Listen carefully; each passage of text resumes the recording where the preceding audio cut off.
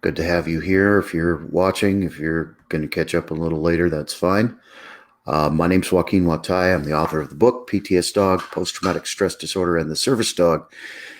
Wanted to come talk to you guys for a couple of minutes about my trip to Walmart this morning and some things I observed while I was there. So I went fairly early. There wasn't a lot of people. Usually makes things a little smoother and a little easier just because people overreact when they see a service dog. We know that, and we're used to that, yes. But at the same time, it's still annoying. Hey, Roberto, how you doing, brother? Um, so it's early. I hadn't had breakfast yet. There's a McDonald's there in the Walmart, so I sat down to have a little bit of breakfast. And Skeeter is, of course, doing exactly what he's trained to do. He's blocking to my rear left, and he's just laying there doing his job. And I'm enjoying my coffee, and I hear across the store, somewhere off in the distance, a small dog yapping its head off, and I just face palm. Really, already first thing in the morning, all the way across the store, you can hear this thing losing its mind. And I'm just like, great, Fifi the Wonder Poodle's in here. Well, it was Fifi the Wonder Pomeranian. I know this because I needed a new egg pan. My egg pan died, so I got to get a new one. So we went over to Housewares. That was our first stop, and I could hear a harness jingling. I knew Fifi was over there somewhere. So I got Skeeter's attention, made sure he was focused. It made him sit. I could hear this lady with her little yap dog. And sure enough, she comes around a corner, and that dog lost its mind.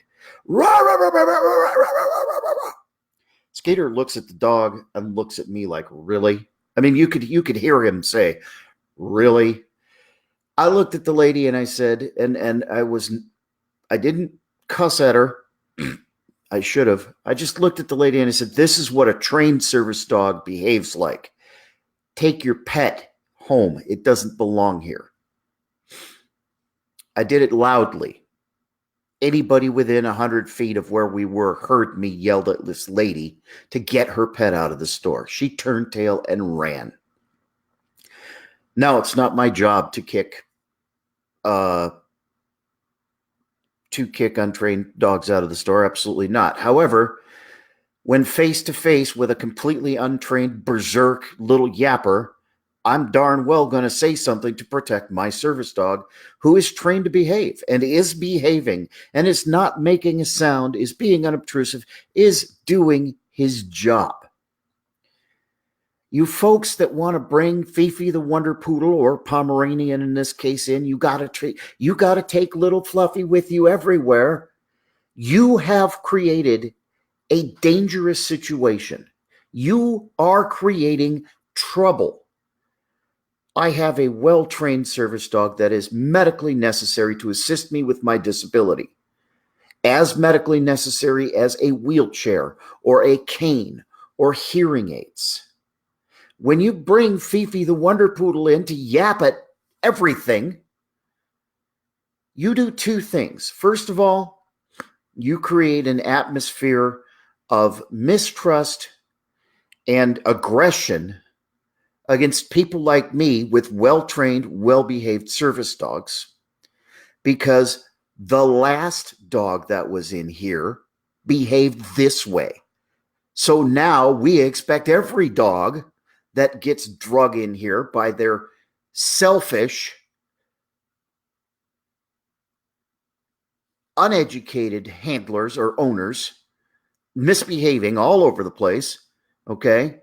You've now created this mindset of, oh, there's another damn dog in here. Why can't these people just leave their dogs at home? I can't because I'm disabled and my dog helps me. My dog is trained to assist me with my disability. You can't take your you can't leave your untrained little yap dog at home because you're a selfish, entitled twat waffle.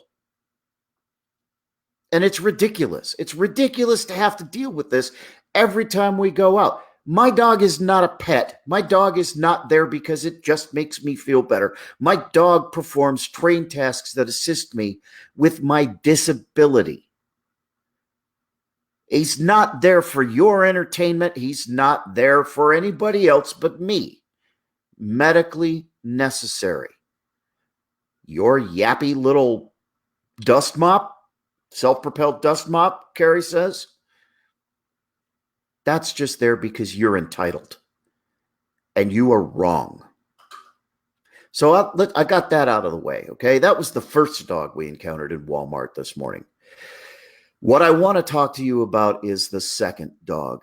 And I'm bringing this up because I'm concerned. Second dog was not making any noise, was not barking. It was on a leash. It wasn't at a tight heel, but that may not necessarily be what the dog's training was if it had appropriate training. It seemed to maybe be helping pull the cart. However, it was doing so from its collar, not from any kind of a harness. And if you're going to use a collar for any kind of momentum, it has to at least be a dog that's large enough and heavy enough to be able to handle it with a thick neck like a Malamute. Still not recommended. You still should use a harness so that the draw weight is at the dog's tail, right at the base of its spine, at the top of its tail is where draw weight should be set, unless it's a harness with the side straps and a triangular setup at the back to draw the weight. Okay.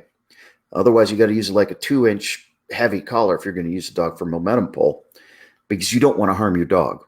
But that wasn't the issue. The dog was absolutely terrified. His tail was between his legs. His ears were straight back. And this is a black lab mix, smaller, maybe 60 pounds, but it's a lab mix. Ears straight backs, and you could see the whites of his eyes. I mean, this dog was visibly terrified. Now, Y front, yes, thank you, Sam. A Y front harness, yes, for momentum pull, yes, absolutely correct. Here's the thing: if you're taking a dog, training a dog, or have trained a dog, and something has happened, but if you're going to do public access with an animal and that animal is visibly terrified, first of all, in my opinion, that's abuse. You're abusing that animal. If that animal is obviously so uncomfortable being where you have it, that it is terrified, its tail's tucked, its ears are back, the whites of its eyes are showing, but you drag it in there anyway, into the Walmart anyway, look, we got to talk, because that's abusive. You are abusing your animal. Second of all, think about how terrified animals respond. How do they react? A kid runs up, oh, doggy, and that dog's terrified, and here's loud, rapid motion coming right at it. What is that dog going to do? It's going to defend itself. It's going to bite. This is a recipe for disaster when you do something like this. Now, maybe the dog was well trained and had been attacked and was terrified because it got attacked in Walmart. I don't know.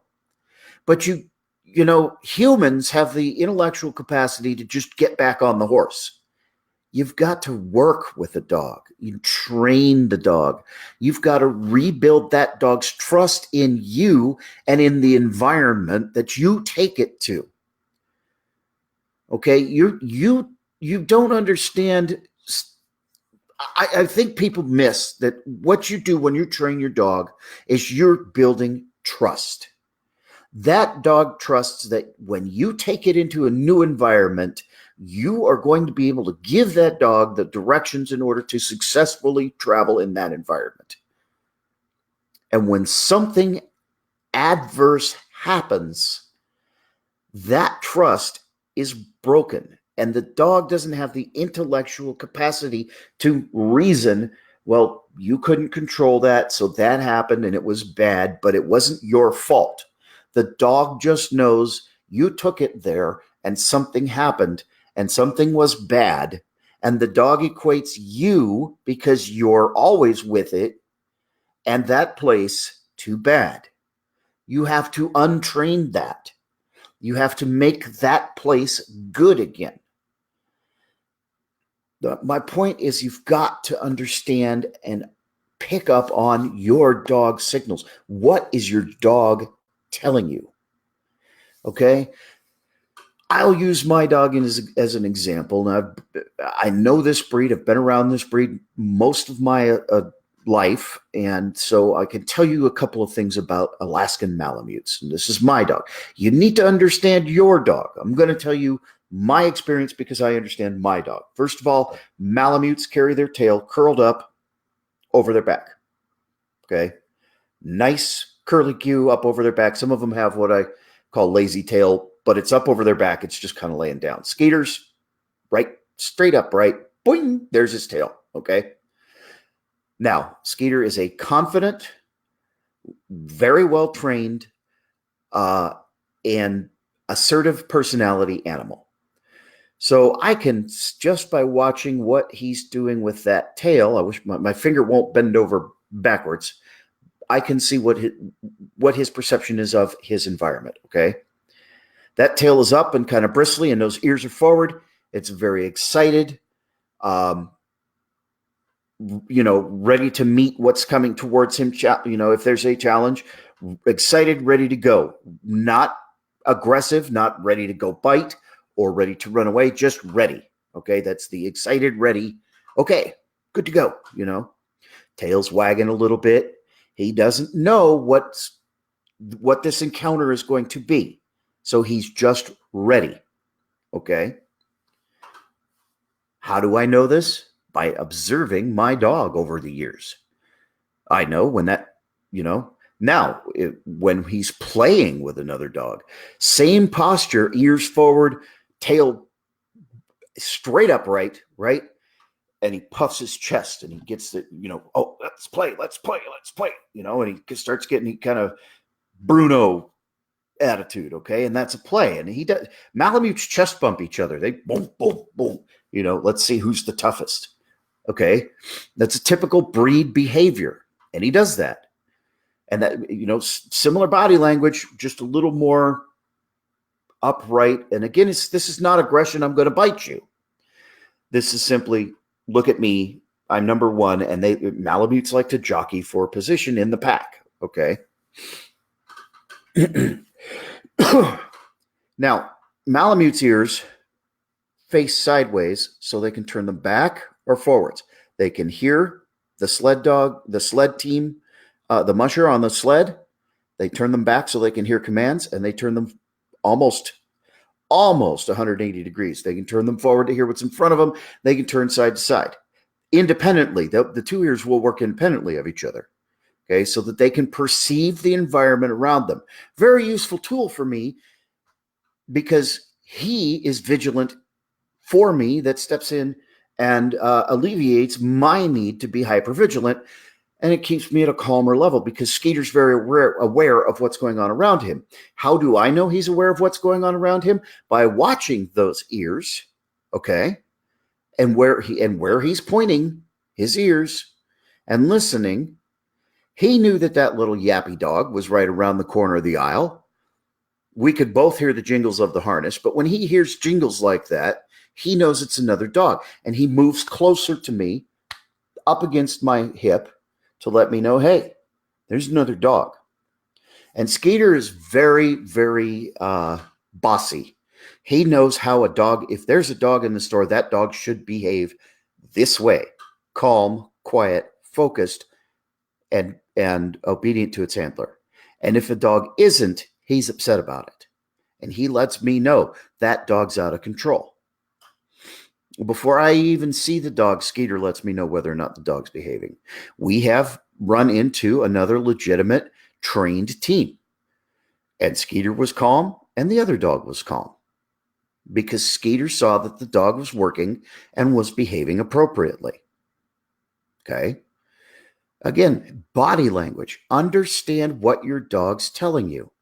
I hate to tell you folks, but the human with the little loop in their hand is not the smart end of the leash. It's the forelegs on the ground that's the smart end of the leash.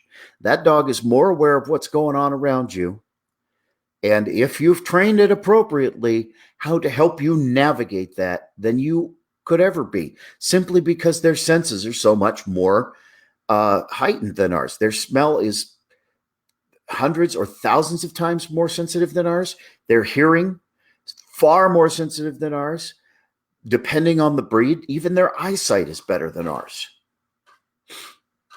You train the dog to let you know what's going on in your surroundings, and you listen to the dog. You work together as a team, and you pick up what your dog's telling you. Then you're a more successful team, and you're able to navigate through places like Walmart, Hellmart, much more easily. Much, much more easily.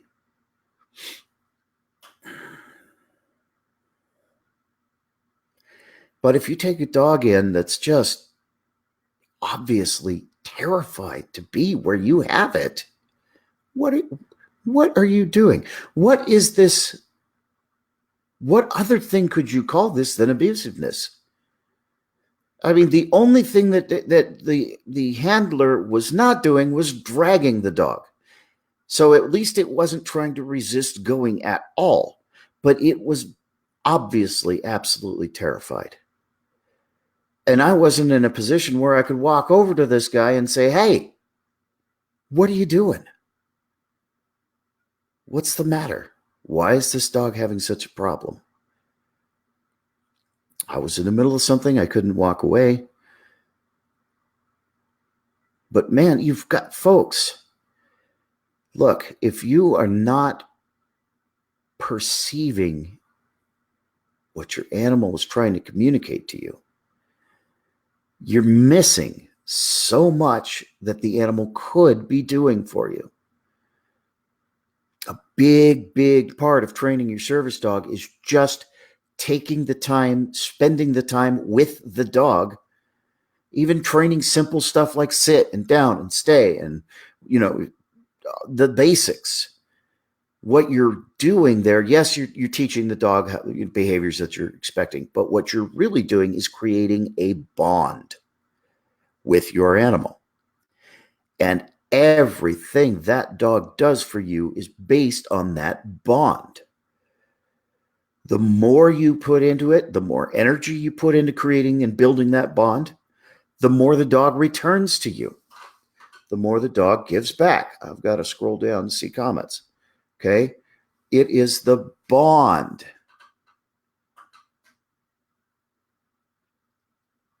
You have to create a bond with your dog. You begin to understand, and I'm not saying I can talk to my dog. I mean, I talk to him all the time.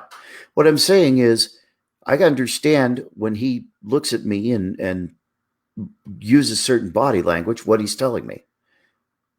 Okay. The easiest example of this is, look, when your dog has to go potty, it does certain things, right?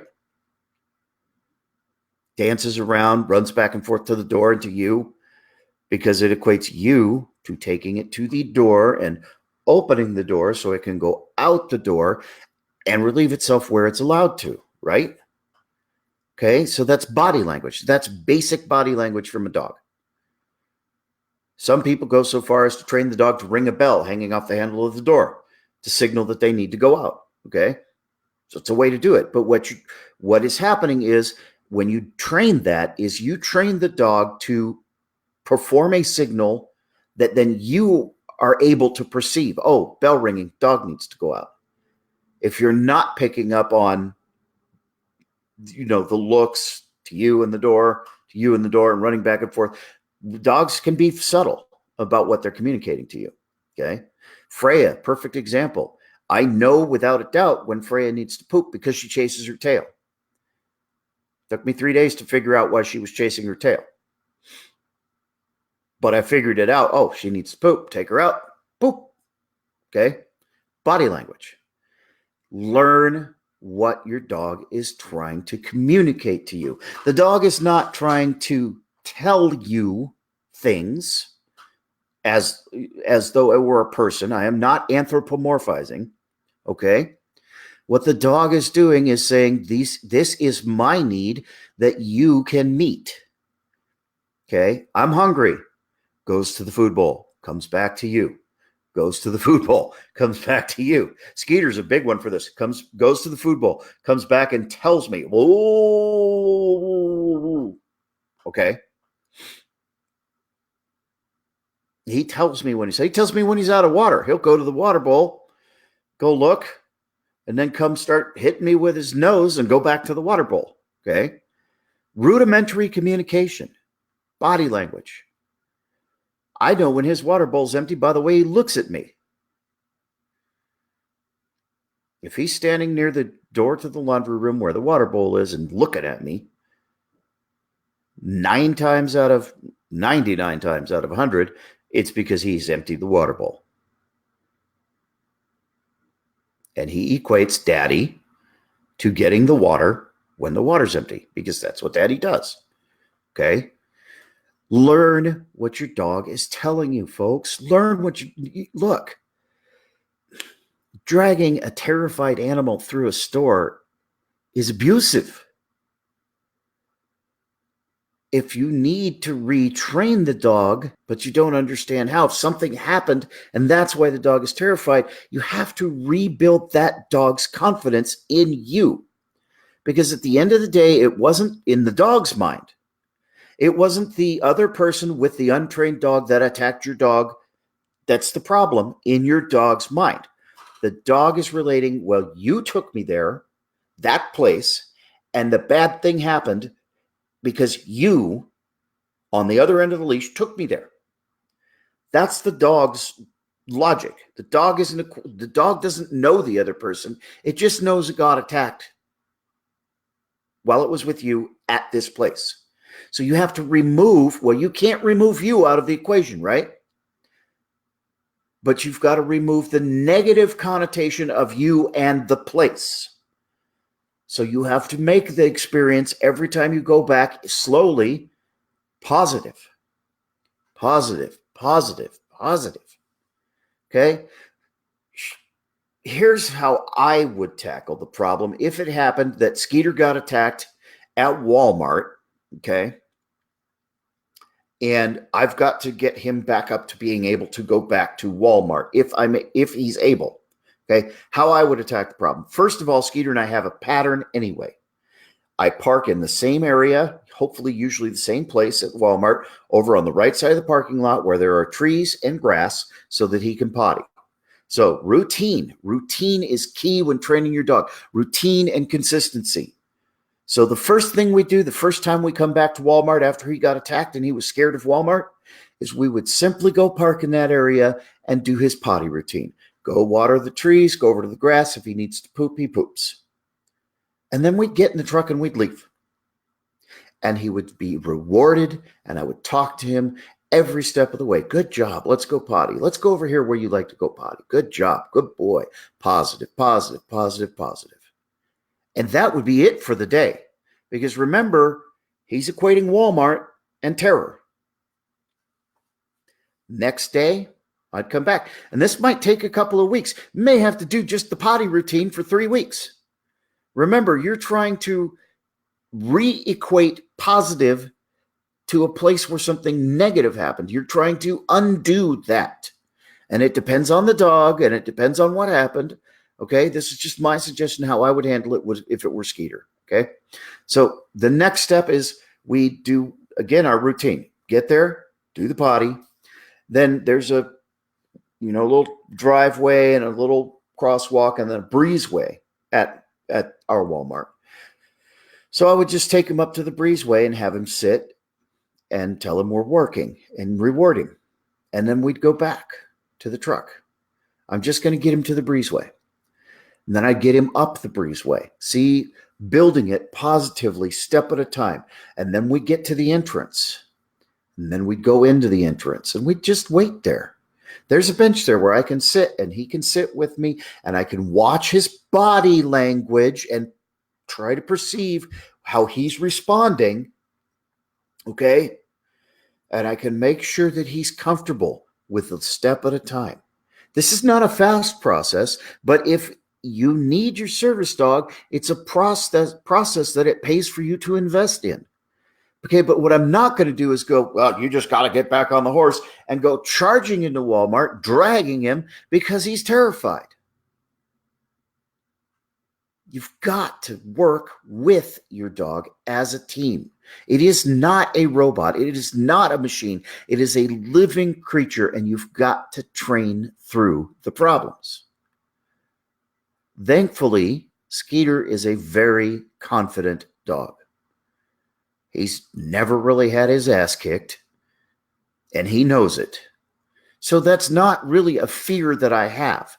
Does that mean I'm going to let another dog attack him? Absolutely not. Okay? But it means even if there's an aggressive dog that's coming at him and stuff, it's not going to scare him because he's positive.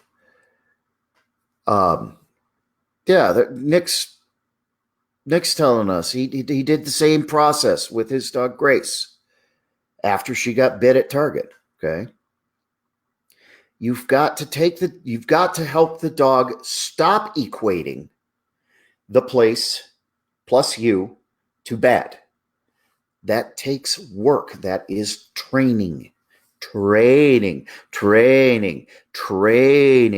You don't build that bond and you don't learn your dog's language if you don't take the time to train your dog.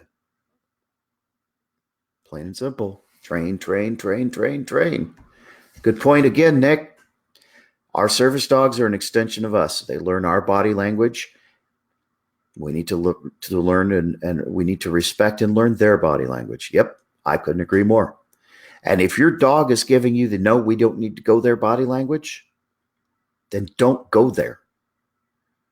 Listen to your dog.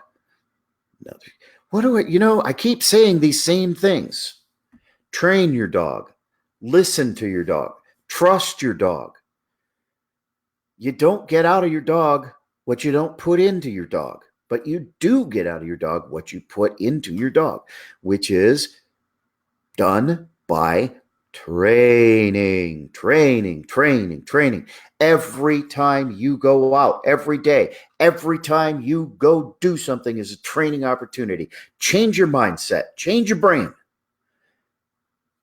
I didn't go to Walmart to go shopping today. I went to Walmart to train my dog, and groceries happened to fall into the cart. Okay? Mindset is everything. If every outing is a training opportunity, you stop dreading them because you start thinking about, well, what challenges will we face today and how are we going to deal with it? What can I do to help my dog focus? What do I need my dog to do to help me? And your brain goes into a different, rather than, oh God, Walmart, you're problem solving and you're focused on your partner and you're focused on working together. And you discover after 45 minutes or an hour as you're checking out, holy shit, I just went to Walmart. Holy shit, I haven't gone shopping for a year. And look at me, I'm shopping with my dog because my dog enables me to do so. Because my mindset has changed. My focus has changed.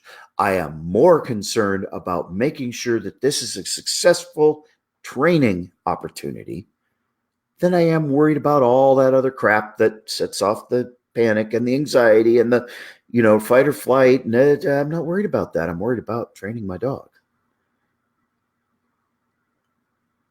How does using a PTS dog work? It gives you a new vocation. You got a new mission.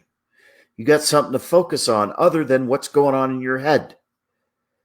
That takes a back burner so you can focus on working your dog, on handling your dog, an active verb.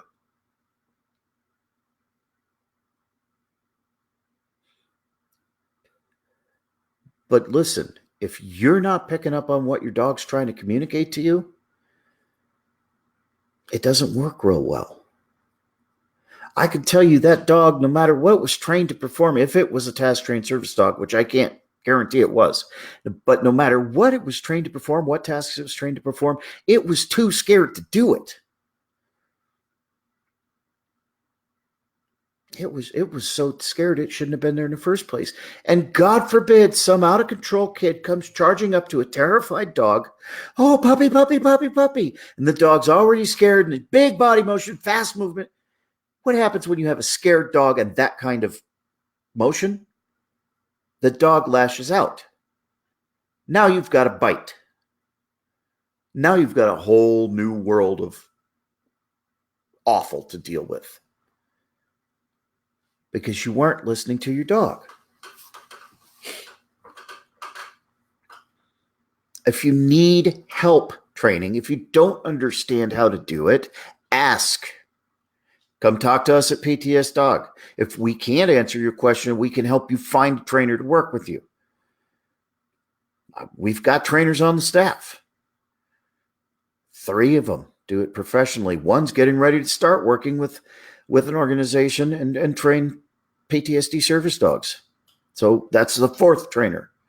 I don't call myself a dog trainer. I happen to be a disabled person who trained his dog, but I can answer questions too. So that's 5 good resources. Nevermore's been around dogs all her life. She's got answers. She thinks out of things outside of the box. So there's 6. Folks, there's no excuse for not reaching out and asking for help. We ain't charging you for the advice we give. It's free. All you got to do is ask. And that's the other part of the equation, though, is if we don't know there's a problem, we can't help you.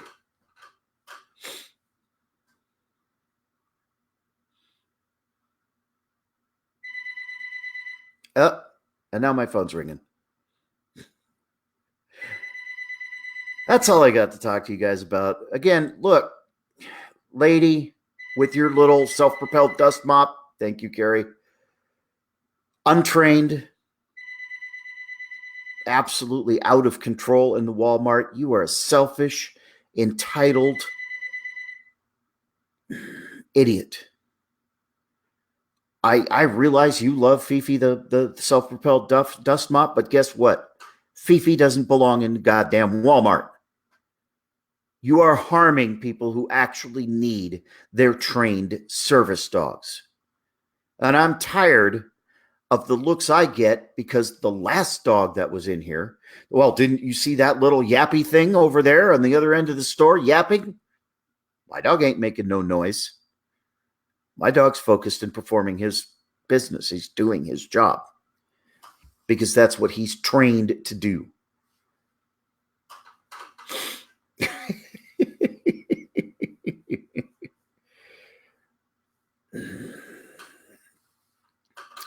And to the guy whose dog was absolutely terrified, look, if you need help, we live in the same damn town. I hope you see this. I think you might be a veteran. I hope you see this, and I hope you get a hold of me. Message the page. Man, I'll help you work your dog. But please, you are setting yourself and your dog up for failure, dragging it into the store when it is obviously terrified. Brother, if you need help, the help's here. There's a whole training organization here in town.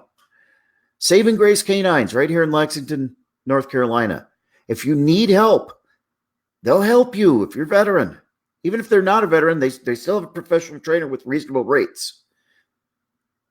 But man, you're setting yourself up for failure. You're setting that poor dog up to bite some child.